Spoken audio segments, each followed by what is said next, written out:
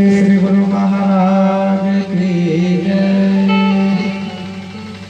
प्रातः स्मरणीय जगत वंदनीय घटघटवासी परमपिता परमेश्वर मेरे गुरुदेव भगवान जी, जिनकी पावन अहत की कृपा की छाया में परम पूज्य परमादरणीय पूज्यपाद डॉक्टर बाबा जी महाराज जी, जिनकी पावन सन्निधि में, जिनके पावन छाया में हम सब संतजन आप समागम करते पुरुषों, माताओं, बहनों, प्यारे भाइयों, हम सब सत्संग का आनंद ले रहे हैं। अभी तक हम लोगों ने भजन और सत्संग के माध्यम से अपने आत्म कल्याण में सहायक होने वाले अपने इस जगत की व्यवस्था में किस तरह से मेरा मन इन माया जैसे उलझन में, संसार की माया में उलझ चुका है, इससे निकलने का या इससे किस तरह से हम इसी में रह करके प्रभु का ध्यान, पूजन और उनके चरणों में मेरा मन लगे, इन सब बातों को अभी संतों के द्वारा हम लोगों ने सुना। बड़ा ही सौभाग्य है कि ऐसा जो अवसर सोई भरी सुहावनी जब हरी चर्चा हो, जीवन में तमाम तरह का अवसर आता है और हम सभी का आनंद लेते हैं, और वो सब हमारे कर्मानुसार, समयानुसार हम सबको प्राप्त होता है, प्रारब्धानुसार हमें प्राप्त होता है। पर सत्संग सुत दारा और लक्ष्मी पापी हो संत दरस अरु हरि कथा तुलसी दुर्लभ होय। कुछ चीजें हैं जो पशुओं में और मनुष्यों में स्वाभाविक प्राप्त होता है। आहार निद्रा भय में समान में तत्पशुभिः नारायण तेषाम् अधिको ज्ञान विशेषो ज्ञान न पशुभिः समान। तो ऐसे कुछ चीजें जो स्वाभाविक हमारे में और पशुओं में वो मिलता है, पर मनुष्य की एक विशेषता है कि उसके पास ज्ञान है, उसके पास बुद्धि विवेक है, जिसके द्वारा वह सत्य और असत्य को समझने को उसके पास भगवान ने क्षमता दी। पशु चलते रास्ते किसी को मार देता है, उसको पता नहीं कौन हमारा मित्र है कौन। वैसे तो हित अनहित पशु पक्षी जाने जब उससे प्रेम करेंगे तो प्यार देता है, लेकिन वैसे सामान्य देखा जाए तो पशुओं का पता चल रहा है कौन किसको किधर मार दो, जहां जिसके खेत में मन किया तो खा लिया। तो कुछ जो चीजें हैं अब वही धीरे धीरे हम मनुष्यों में घुसे आ गए, बिना मतलब के कहीं हम भी किसी से उलझ जाते हैं पशु के समान। चलो अपने घर में पेट नहीं भरता, अपने खेत में तो चलो दूसरे के खेत से भी कबाड़ के खा लो। अभी चना का है मौसम, तो कई जगह हम लोग यहाँ आश्रम में लगा हुआ, तो ऐसे ही बस लोग आते हैं, चलो एक मुट्ठी बाबा का खा लो। कौन आता है बाबा क्या हुआ, एक मुट्ठी कबाड़। तो ऐसे सबके यहाँ ये समस्या, अगर कोई मांग के खा ले तो खाने की चीज है, उसमें तो दोष नहीं है, लेकिन चोरी करके तो कुछ चीजें वो पशु बुद्धि जो पशु बुद्धि है वो मनुष्यों में घुसे आ रहा है। तो इन सब चीजों के लिए हम सत्संग में जाते हैं। तो मैंने कहा कि ज्ञान है मनुष्य के पास, बुद्धि है, विवेक है तो जरूर है। भगवान ने दिया एक ऐसी शक्ति दी है जिसके द्वारा हम सत्य और असत्य का बोध कर सकते हैं, उसको हम समझ सकते हैं। लेकिन होता क्या है कि ये बुद्धि इतना मलिन हो जाती है कि जैसे पहले वो लैंप होता था तो लैंप के अंदर प्रकाश होता था, पर जलते जलते उसके ऊपर इतना कालापन आ जाता था कि उसके कालापन से, उसके धुएं से प्रकाश की जो गति थी मतलब अंदर तो जल रहा है पर बाहर प्रकाशित नहीं कर पाता। यही स्थिति हम लोगों की हो जाती है, मन यही बुद्धि हम लोगों की हो जाती है। और मन बुद्धि कैसे मलिन होगा, जैसे आपका मन जाएगा, जिधर अभी लोग सुन रहे थे, तो मन जैसे जैसे आपका जिस प्रवृत्ति में रहेगा, जिस संस्कार में रहेगा, जिस सोसाइटी में रहता है मन, आप जिस संगत में रहेंगे वैसा ही आकर्षण आपका मन करेगा। और जब जिस तरह का मन आपका आकर्षण करेगा तो वो बुद्धि पे असर करता है। तो ज्ञान ऐसा नहीं कि हम लोगों के पास ज्ञान, इसमें जितने भी लोग बैठे हैं किसी को कह दिया जाए खड़ा होकर तो भैया आप सत्संग कर दो, ज्ञान है, लेकिन वो क्या हुआ है, ऐसे संगत में, ऐसी व्यवस्था में रहकर के मन ऐसा गंदा हो जाता है कि वो किसी की बात को थोड़ी थोड़ी बात को लग जाए, किसी से मारपीट। आज घर में भी हर एक दूसरे से तनाव, प्रेम का वातावरण नहीं बन करते, एकदम ऐसा वातावरण होते जाते, एक दूसरे का दुश्मन होते जा रहा है। ये कहाँ से आ जा रहा है? और वही आप देखिए, किसी घर में बहुत प्रेम है, किसी के घर में बहुत दुश्मनी है, भाई भाई भी नहीं बनता। तो ये बुद्धि का कमाल है। बुद्धि जब तेज तम दबा के बुद्धि योग, तो ये बुद्धि योग है। भगवान श्री कृष्ण गीता में ये भी बुद्धि जो है, ये बुद्धि योग है। तो योग का मतलब होता है जोड़ना उस जीव से शिव। हम जैसे जीव है और उस परमात्मा के अंश हैं, वह परमात्मा हमारा क्या है, अंश है, हम उसके अंश हैं। तो जीवत्व से शिवत्व की प्राप्ति को ही योग कहते हैं। जैसे 2 और 2 4 ये योग, तो वैसे हम जहाँ से आए हैं वही हमारा असल है, उसमें जाते ही में शांति मिलेगी।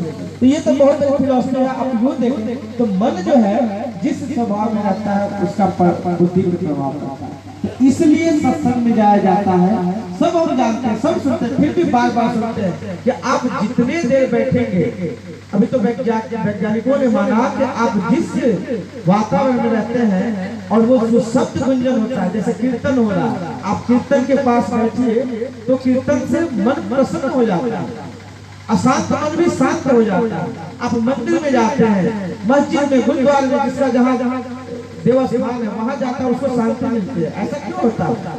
वो भी तो उसी ईटा बालू से बना हुआ है, वही सीमेंट लगा, वही छड़ लगा, पर वहां जाके लोग कहते हैं आश्रम में आते हैं, महाराज यहाँ आने से शांति मिलती है। भैया आपका भी तो घर उसी सीमेंट बालू से बना है, वही भोजन आप भी करते हैं, चावल वहां भी, पर वहां का कहते हैं महाराज ये प्रसाद है, बड़ा अच्छा मीठा लग रहा है। ऐसा क्यों हो जाता है? वस्तु वही है, केवल स्थान भेद से ऐसा क्या हो जाता है?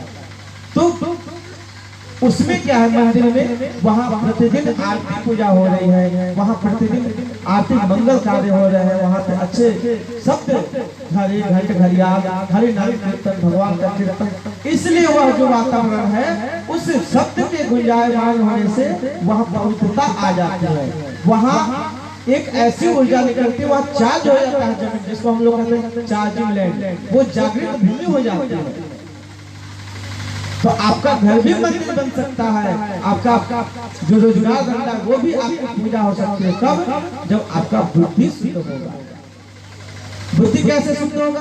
तो मन के शुद्ध करावताई प्रथमसु अजपा जात बताई। बुद्धि कैसे शुद्ध होगा? आप सत्संग में आए, थोड़ी देर सुने, बड़ा अच्छा लगा, फिर गया बहुत अच्छा सत्संग हुआ, पर वो हृदय पे नहीं प्रभावित होता है। क्यों? क्योंकि उसको सुनने के बाद हम अपने मन में विचार नहीं कर पाते हैं। विचार करते हुए तो उसको वैसे ही छोड़ देते हैं, चलो धीरे धीरे वो थोड़ी देर असर होता है, फिर खत्म होता है। अब एक बार आप पौधे में पानी डाल दिए, उसमें नमी आ गई, अब आप सोचेंगे एक बार पानी डाल दिया आप छोड़ देते, तो धीरे धीरे उसकी नमी जो है खत्म हो जाती है और पौधा सूख जाता है। वैसे ये मन है, मन को शुद्ध करने के लिए, मन को हमेशा एक्टिवेट रखने के लिए, जैसे आप हमेशा इस शरीर को स्वस्थ रखने के लिए भोजन करते हैं, भोजन को लेते हैं, वैसे ही मन है, मन को भी इसकी खुराक दीजिए। आप थोड़ा अपने घर में जरूर कुछ न कुछ पूजा पाठ, ध्यान, जितना आप, कोई जरूर नहीं आप 2-4 घंटे करें, जितना आपसे, पर एक नियम बना लें, कुछ करें, क्योंकि उसमें आपको नान्य पंथा विद्यते यजुर्वेद में ये मंत्र है कि इसके अलावा कोई उपाय नहीं है। नान्य पंथा विद्यते, उसको जानने के बाद या इसे करने के बाद इसके अलावा कोई रास्ता ही नहीं है। तो यदि आप चाहते हैं कि मेरा मन शुद्ध हो, घर में एक सामंजस्य, एक प्रेम का वातावरण बने, तो सबको चाहिए कि कुछ न कुछ जरूर घर में पूजा पाठ का वातावरण बनाए और अपने मन को शुद्ध करने के लिए थोड़ा सा भगवत नाम का आश्रय लें। इन्हीं सब बातों के लिए हम सत्संग में जाते हैं, गुरुजनों के चरणों में जाते हैं। अब नाम भी कितने तरह के हैं, पर कौन सा नाम जपे, तो एक शब्द में कह दिया कि मंत्र मूलम गुरुर्वाक्यम। कौन सा मंत्र जपे, तो गुरु के द्वारा जो प्रदत्त नाम है वही मंत्रों का मूल है, उसको जपिए, उससे आपका कल्याण है। तो ऐसे मन को शुद्ध करने के लिए आप, क्योंकि देखिए मन का ही सब कुछ खेल है। एक बार ये भगवान बुद्ध का दुख और सुख की उत्पत्ति कहाँ से होती है। किसी शिष्य ने पूछा कि महाराज जी ये बताइए कि सुख कहाँ है। कहा कि सुख तुम्हारे विचारों में है। तो महाराज जी विचारों में सुख है, तो मैं तो करता है, हर व्यक्ति का विचार तो करता है कि सुखी रहे, तो फिर क्यों नहीं सुखी होते। कहा कि विचार तो करते हो, तो तुम्हारी क्रिया में उतरे तब तो उस तरह का विचार केवल आता है, वो जीवन में उतरे, उसको उतारो। तो विचार से ही दुख और सुख की अनुभूति होती है। पर अच्छे विचार आएंगे कहाँ से। विचार में भी प्रभेद है, आपके अच्छे विचार ही आपको सुख दे सकते हैं। केवल संकल्प करें तो विचार अच्छे आएंगे कहाँ से। इसके लिए आप सत्संग का आश्रय ग्रहण करें। विचार शुद्ध करने के लिए आप मंत्र जाप करें, अपने बड़ों का सम्मान करें। आज छोटी छोटी बातें हमारे शास्त्रों में जो आपको बहुत आगे की ओर ले जा सकता है। अभिवादन सिद्धस्य नित्यम वृद्धोपसेविना चत्वारि नित्य वर्धन्ते आयु विद्या यशो बलम। आज तो महाराज जी कल वहां थे औरंगाबाद जिले में कार्यक्रम, ताकि आज लोगों को शर्म आती है अपने बड़ों को प्रणाम करने में। बड़ा मुश्किल है। अरे बड़ों को छोड़ दीजिए, अपने माँ बाप को भी प्रणाम करने में लोगों को शर्म आती है। आज थोड़ा सा आदमी पढ़ लेता है तो लगता है कि बहुत बड़ा विद्वान, अब इसके कैसे झुकूं। मैंने बहुत अच्छे बड़े लोगों को देखा है। चीफ इंजीनियर महाराज जी के दौरान बड़े IAS IPS लोग आते हैं जो बड़े ऊंचे पद पे होते हैं। महाराज जी क्या दंडवत करते थे। ये उनकी महानता। विद्या ददाति विनयम। आज विद्या का स्तर केवल सर्टिफिकेट तक सीमित है। हम लेते जा रहे हैं डिग्रियां। आज क्या, अरे मैंने तो MBA MCOM और क्या BBA CCA जो भी है दुनिया भर की डिग्रियां ले ली, पर किसी को प्रणाम करने में या किसी की सेवा करने में शर्म आती है। ये हमारे यहाँ विद्या नहीं है। विद्या ददाति विनयम। हमारे यहाँ की विद्या का परिभाषा था कि जिसके अंदर विद्या आया उसके अंदर ऑटोमेटिक विनम्रता आ जाए, और जब विनम्रता आएगी वही उसके आगे बढ़ने का उत्थान का उसका रास्ता है। तो ऐसे हम अपने बुद्धि को शुद्ध करने के लिए, अपने मन को शुद्ध करने के लिए हम सत्संग में जाते हैं, गुरुजनों की सेवा करते हैं। तो ऐसे जो है आप सबका सौभाग्य है कि ऐसा तो अवसर मिला।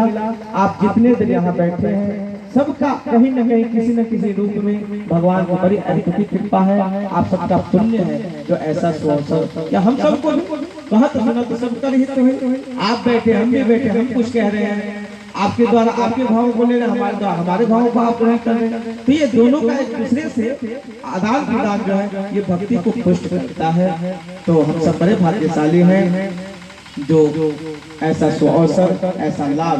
देखिए हमारे धर्म ग्रंथों में अभी हम लोग सुन रहे थे कि परमात्मा अथातो ब्रह्म जिज्ञासा, जितने सूत्र हैं उसमें केवल और केवल ब्रह्म को साबित करने के लिए रहा है।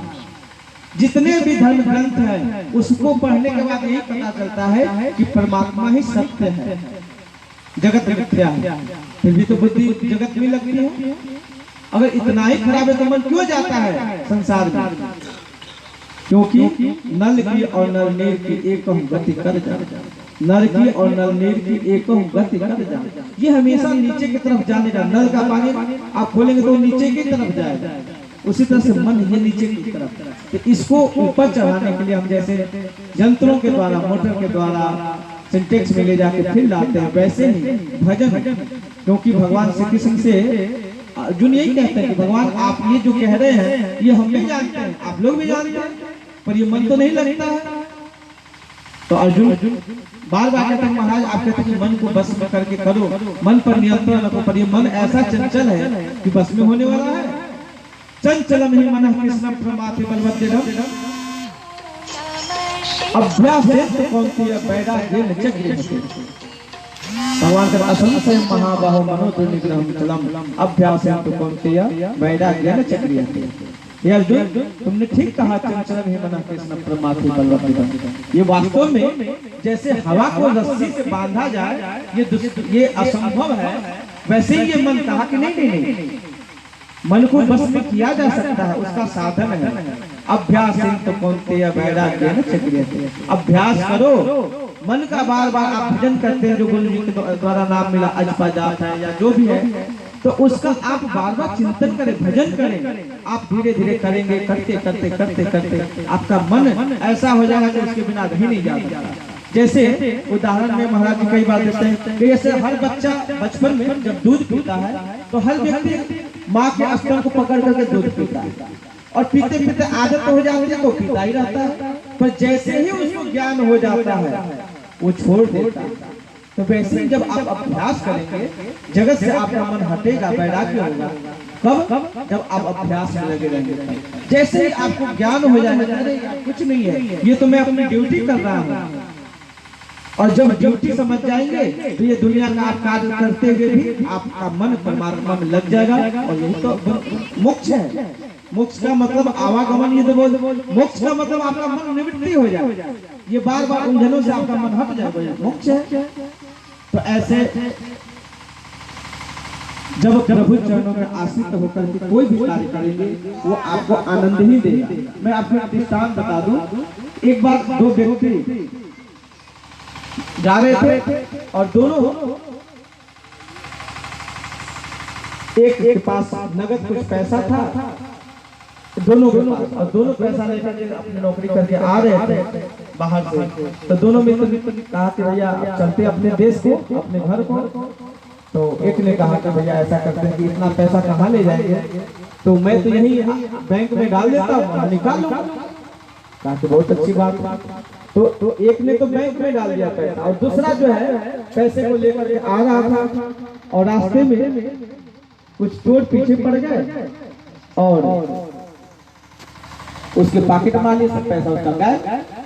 अब बताइए पूरे एक महीने की कमाई किसी का 30,000 40,000 रुपए और ले जाए तो वो तो एकदम समझ रह जाए। अब उसका दिमाग में आज बताइए पूरे एक महीने की कमाई जो है वो चला गया, ऐसे ही चला गया। दूसरे ने बैंक में डाल दिया था और उस दिन ऐसी डकैती हुई कि उसका भी पैसा गायब हो, उधर बैंक में भी डकैती पड़ी, बैंक का भी पैसा गायब हुआ। तो दूसरा कह रहा कि तेरा भी पैसा बैंक में जमा किया था वो भी पैसा चला गया, डकैती हो गई, अब हमारे भी पैसे गायब हो गए।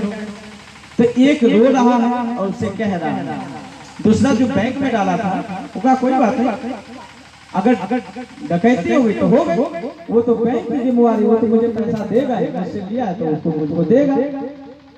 ताकि अच्छा अब ये कहा कि यार मेरा तो पैसा चला गया। अब हाय तो उस बैंक में डकैती होने के बाद वो प्रसन्न है, क्यों? क्योंकि उसको पता है कि मेरा पैसा जो मैंने जहाँ दिया है वो चाहे उसके बैंक में आग लग जाए लेकिन वो तो मुझे पैसा देगा ही देगा। अपनी जो जिम्मेवारी है वो बैंक वाले को देते, टेंशन मुक्त होते।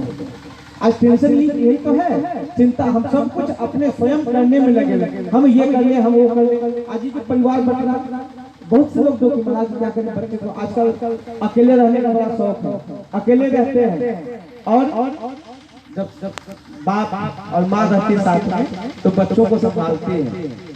अब फैशन है कौन जैसा ससुर की सेवा करने, अरे यार अकेले बस मियाँ बीवी और बच्चे अलग रहे, अच्छी बात है, दो लोगों का भोजन बनाना पड़ेगा, अलग हो जाते हैं। अब बच्चा जब होता है बच्चे को लालन पालन कौन करे? अब मैडम भी गई नौकरी करने, अब बच्चा को क्या करना, बच्चे को चलो मोबाइल दे दो, एंड्रॉइड मोबाइल दे दिया, अब वो मोबाइल में ही लगा हुआ है। अब बचपन से ही उसको ऐसे मोबाइल की लत लग गई, मोबाइल में तमाम तरह की आती है चीजें, अब वही सब देखता है बच्चा, धीरे धीरे फिर उसके मन पर वो बुद्धि पड़ती जाती है। मोबाइल आपको क्या दे सकता है? कुछ चीजें अच्छी है उसमें, बहुत गलत भी चीजें होती है। अब बच्चे के ऊपर गलत संस्कार पड़ता है, फिर बच्चा एकदम गलत हो जाता है तो कहते हैं अरे अब देखो मेरा बेटा तो बड़ा नालायक हो गया, मेरा बच्चा ऐसा हो गया, मेरा बच्चा वैसा हो गया। तो कहीं ना कहीं आप अकेले रहेंगे तो कौन करेगा? और साथ में है तो कम से कम आप चले गए ड्यूटी, अगर आपकी पत्नी कहीं है तो माँ तो होगी, माँ तो बच्चे को संभालेगी। देखेगी, दिन भर उसकी सेवा करेगी, पर उसके साथ रहना पसंद नहीं। तो ऐसे ये जो है ना बुद्धि, ये हमेशा गलत की तरफ जाता है। इसके लिए हम सत्संग में आते हैं, भगवान का आश्रय ग्रहण करते हैं।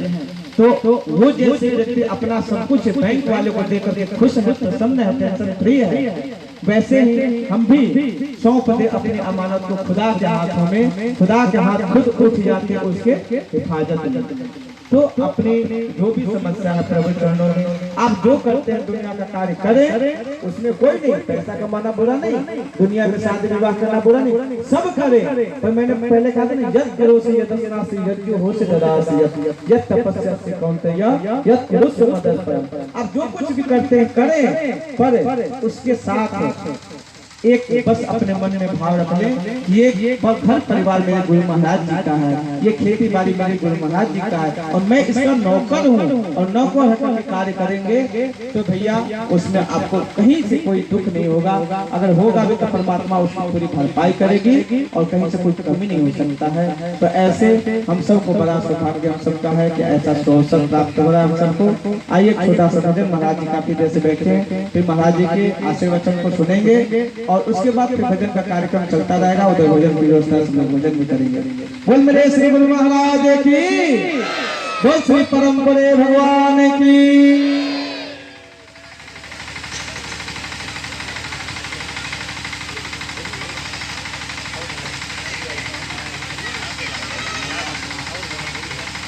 बोल श्री परम बड़े भगवान की जय।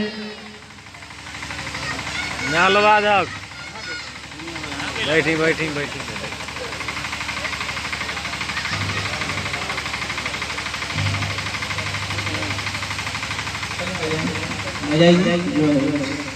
बोल मेरे श्री गुरु महाराज की जय।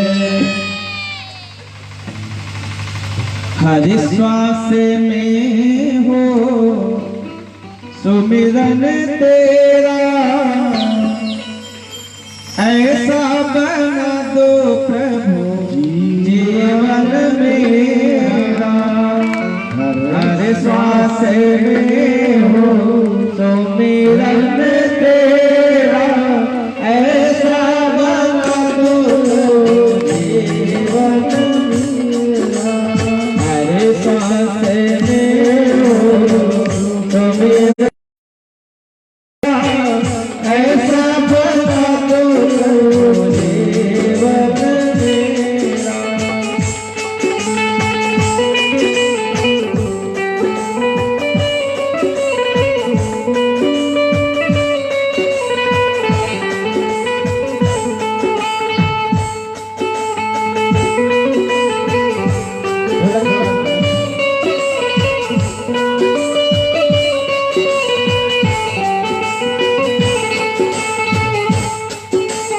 याद तेरे को सदा दिल में बसाओ, याद तेरे को सदा दिल में बसाओ।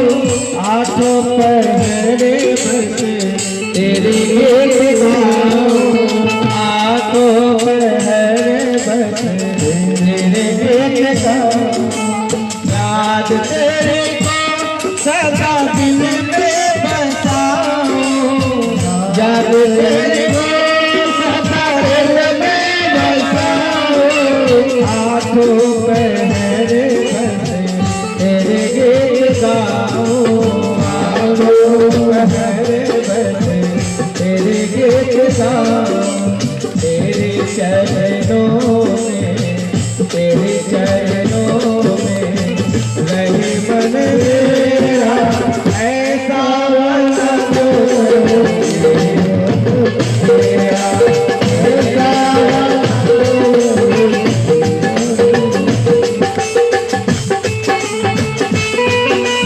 सब लोग प्रभु से प्रार्थना करें, ऐसा भाव, ऐसा प्यार प्रभु के चरणों में जाके।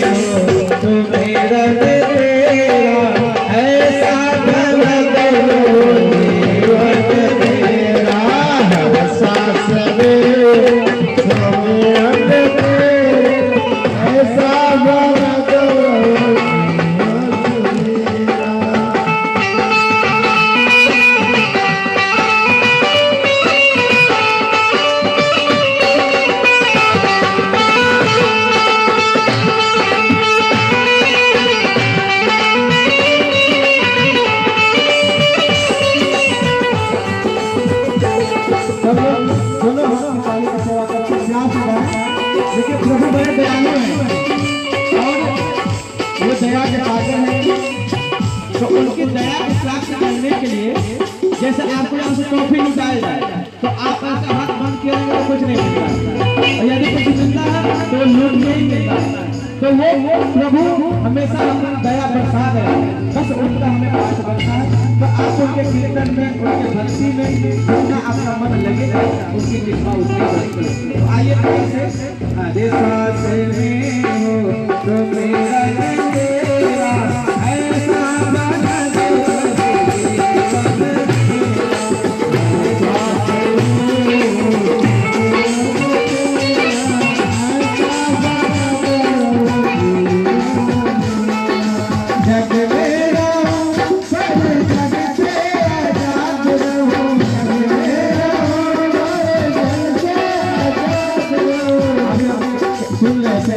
जग में रहना है तो उनको सब कुछ छूट देंगे तो आप ऊपर हो जाएंगे।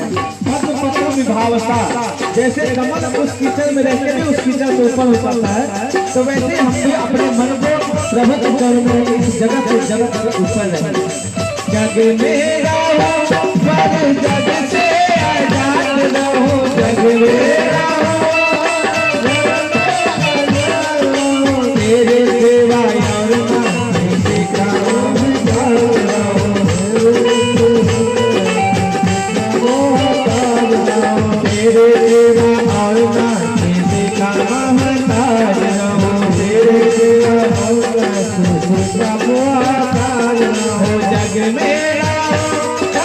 जग से आजाद रहो, जग में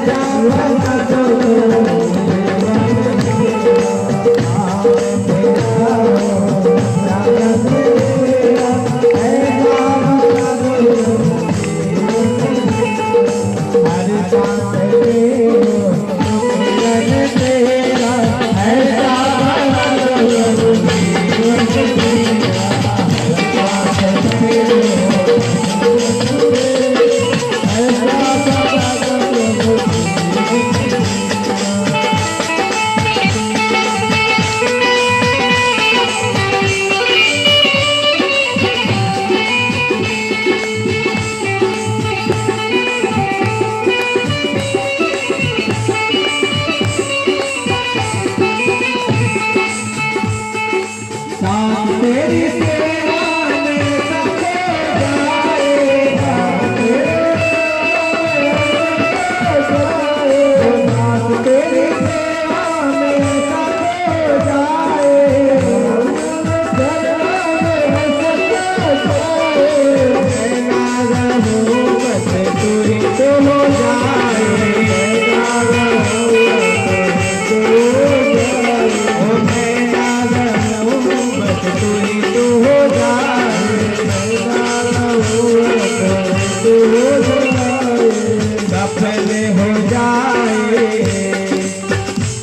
सफल हो जाए दर्शन मेरा।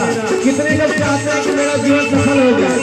प्रभु के चरणों में बैठे दोनों हाथ उठा के बताइए कि किसका चाहता है कि हमारा सफल हो जाए जीवन। दोनों हाथ उठा के, और वो परमात्मा देख रहा है। जिसका हाथ नीचे होगा वो तो खाते रहेगा धक्का, फिर तो बेटा वो हमारे को कहना नहीं रहा बेटा खराब हो।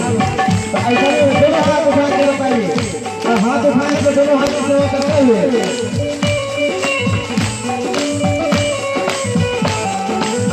सफल हो जाए, सफल हो जाए अरे तन मेरा, मेरा बना दो जीवन मेरा।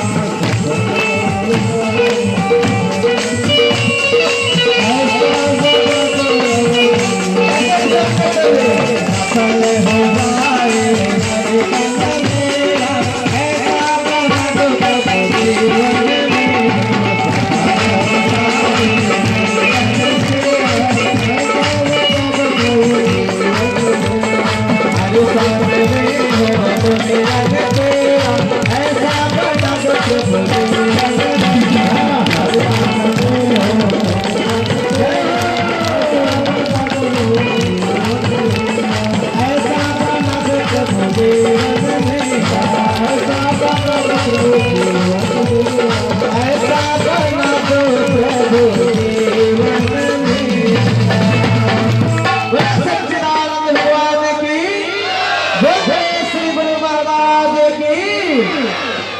बहुत सुंदर।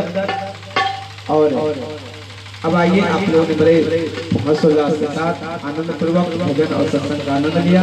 अब आइए फिर महाराज जी के आशीर्वचन को सुनते हैं और उसके बाद आगे का कार्यक्रम